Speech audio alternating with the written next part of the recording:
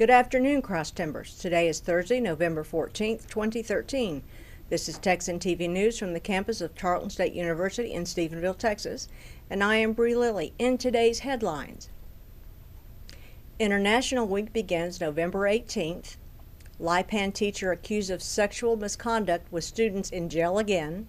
Water recycling picks up in oil and gas fields. Doctors being held responsible for obese patients.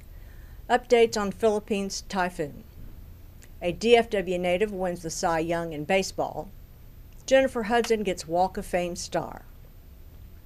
In campus news, there are students that attend Tarleton from at least 21 different countries, and about 150 students are sent overseas to study abroad. This inspires Tarleton's annual International Week. Carlos Figueroa, the International Programs Coordinator, proclaims this year's International Week planning has been very student-oriented. Some events being held this next week include lunch, time presentations by international students and other world travelers, musical events, panel discussions, and a movie night. Dr. Marilyn Robitaille, the Director of the International Programs, says we're excited to be hosting international guests from the Dominican Republic, Poland, Mexico, and Ethiopia. New to International Week this year is the social media contest, which consists of different challenges. One challenge, for example, will be to take a picture with a foreign student. Students are encouraged to post these pictures to their Twitter, Instagram, or Facebook. All students are encouraged to participate in next week's events. The week will start off Monday, November 18th from 4 to 5 p.m. with an open house in the Student Center where there will be a speaker from the Dominican Republic.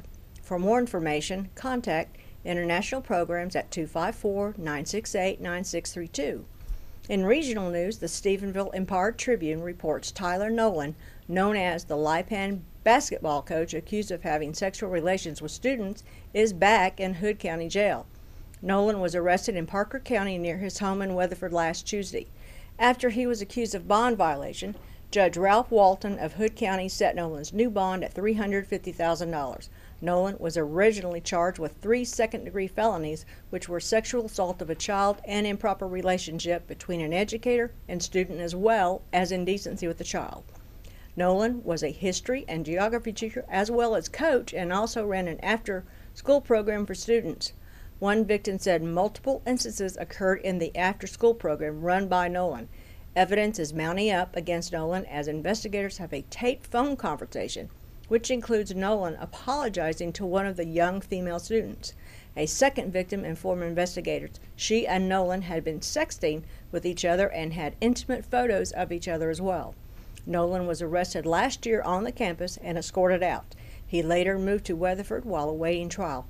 Nolan currently remains in the Hood County Jail.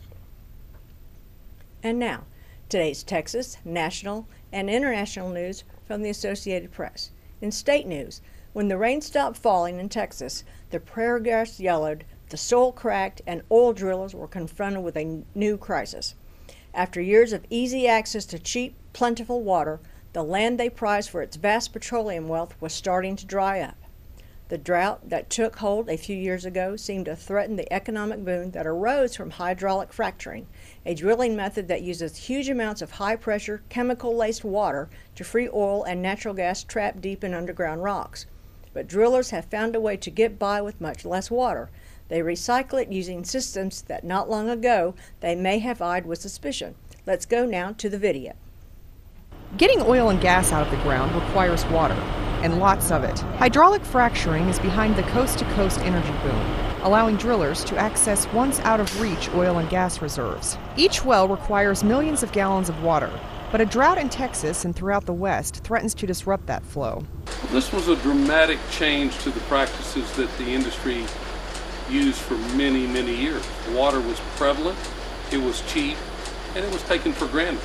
With water in tight supply, an unlikely solution has sprung up: recycling. Fasken Oil and Ranch in West Texas decided to stop using fresh water a year ago. Hopefully, within the next 3 to 6 months, we'll be on all non-fresh water for fracking purposes. The ranch is also using desalinated briny water from a deep aquifer and eliminating another concern: what to do with the contaminated water from the extraction process. Allows multiple reuses of that same water providing financial rewards, risk management, and environmental gains. The lack of disposal sites for wastewater is helping fuel the recycling boom. Several other operators that I've heard of in our immediate area that are looking at this, and some are already doing it. I mean, we're all kind of in this together. Together, an industry forced to adapt and dig for new solutions. Jill Craig, Associated Press. In national news, with more than 1/3 of U.S. adults obese, doctors are being told to be more aggressive in regards to their patients' weight. The way that doctors will determine if patients are obese is if their BMI is 30 or higher. The importance of recognizing and attempting to correct obesity is because it can lead to a lot of other health complications, such as diabetes and heart disease. Doctors are well aware of this and are also aware that telling their patients to simply cut portions is not enough. Most insurance companies are expected to pay for one-on-one counseling and other treatment for obesity. Doctors will be advised to take BMI once a year and develop a weight loss plan that includes exercise and diet. In more serious cases, if a patient's BMI is 35 or over, will be recommended to weight loss surgery and many counseling sessions for the obese.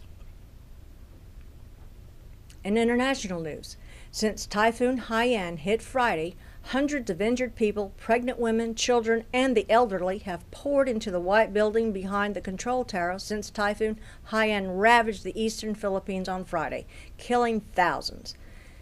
The medical woes add to the daunting task for authorities, including dealing with looters and clearing the assaults holding up thousands of tons of aid material from coming in. UN Humanitarian Chief Valerie Amos' office has released $25 million in an emergency relief fund, accounting for a chunk of the millions of dollars pledged by countries around the world. Amos said that the priority has got to be getting the food and water in.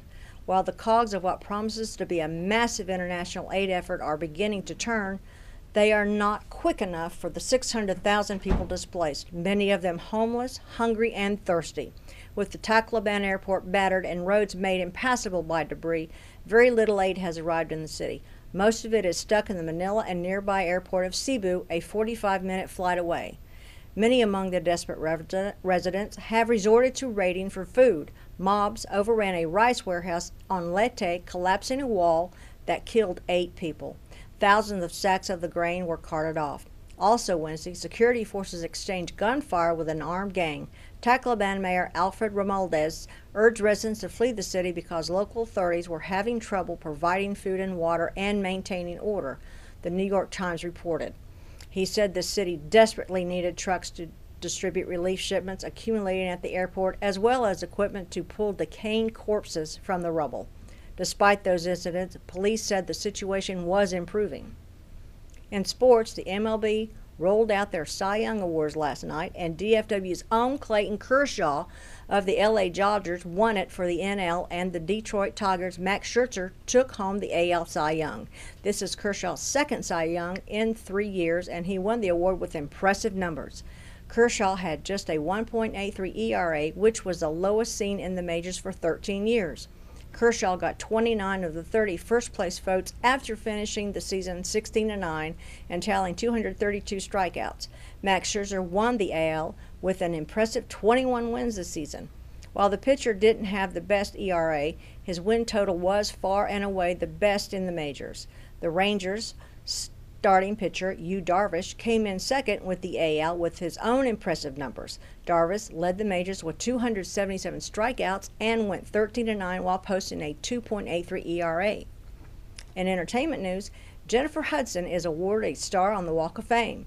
After being on the 3rd season of American Idol and being voted off, putting her at 7th place in the popular singing competition, Jennifer Hudson had her big break in Dreamgirls, in which she was able to co-star with Beyoncé and won an Oscar from. AP has video on her reaction.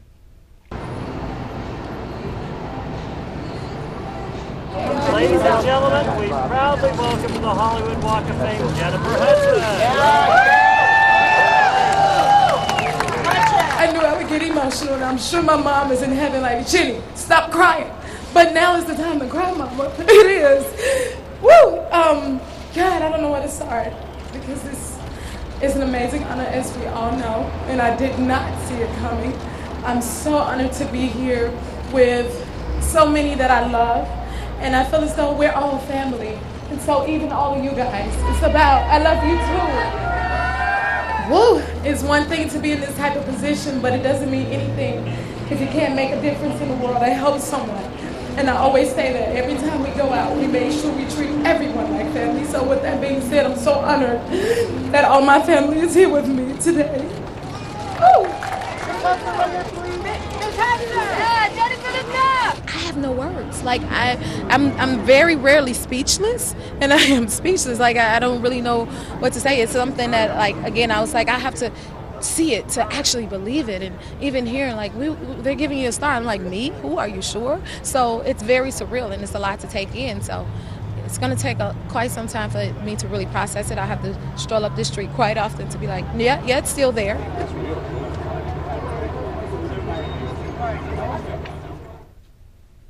And according to the Weather Channel, we should expect a high of 61 and a low of 43 and clear.